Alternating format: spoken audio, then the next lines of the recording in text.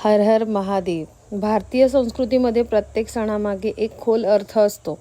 पण महाशिवरात्री हा सण केवळ सण नाही, तो आहे अंधारातून प्रकाशाकडे जाण्याचा दिवस, अहंकार नष्ट होण्याचा दिवस आणि आत्म्याला शिवाशी जोडण्याचा दिवस.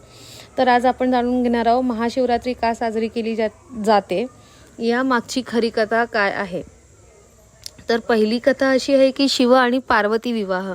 खूप खूप वर्षापूर्वी हिमालयाच्या पर्वतावर एक दिव्य कन्या जन्माला आली, पार्वती. ती म्हणजे देवी सतीचं पुनर्जन्म रूप होती. देवी पार्वती लहानपणापासूनच एका संन्याशावर प्रेम करत होती. तो होता संपूर्ण सृष्टीचा स्वामी, विरक्त, समाधीमध्ये मग्न शिव. पण शिवांना संसार नको होता, ते ध्यानात मग्न राहायचे. देवांना एक समस्या निर्माण झाली. असुरांचा राजा तारकासूर खूप शक्तिशाली झाला होता. त्याचा वध फक्त शिवपुत्रच करू शकत होता. म्हणून देवांनी पार्वतीला तप करण्यास सांगितले.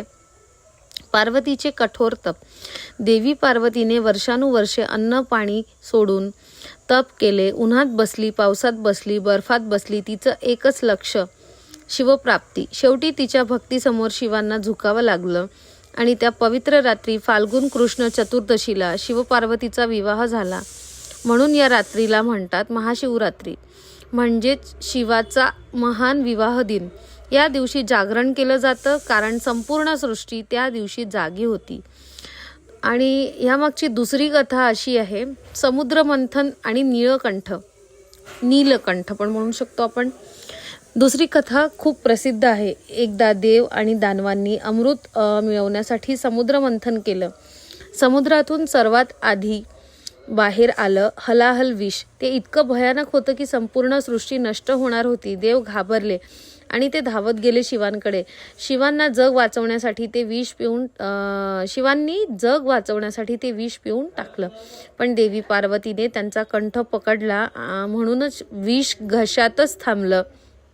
त्यामुळे शिवांचा कंठ निळा झाला आणि त्यांना नाव मिळालं नीलकंठ. त्या रात्री देवांनी जागरण करून शिवाची स्तुती केली. म्हणून महाशिवरात्रीला उपवास आणि रात्र जागरण केलं जातं, कारण हा दिवस आहे त्याग आणि जगाच्या रक्षणाचा दिवस. तर कथा तिसरी अशी आहे, शिकारी आणि बेलपत्र. एक साधा शिकारी जंगलात गेला होता. त्याला दिवसभर शिकार मिळाली नाही. रात्र झाली. तो झाडावर बसून थांबला. त्या झाडाखाली शिवलिंग होतं, पण त्याला माहिती नव्हतं. रात्रभर जागा राहण्यासाठी तो पान तोडत राहिला. ती होती बेलपत्र.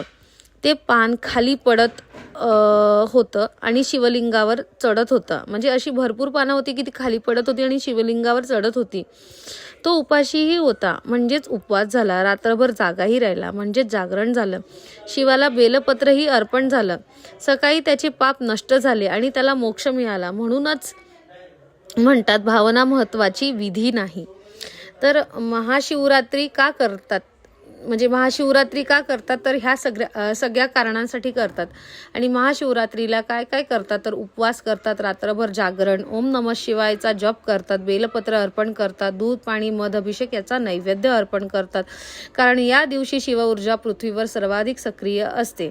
महाशिवरात्री म्हणजे फक्त पूजा नाही, ती आहे अहंकाराचा अंत, मन शांत करण्याचा दिवस, नकारात्मकतेचा नाश, ध्यान करण्याची सर्वोत्तम रात्र.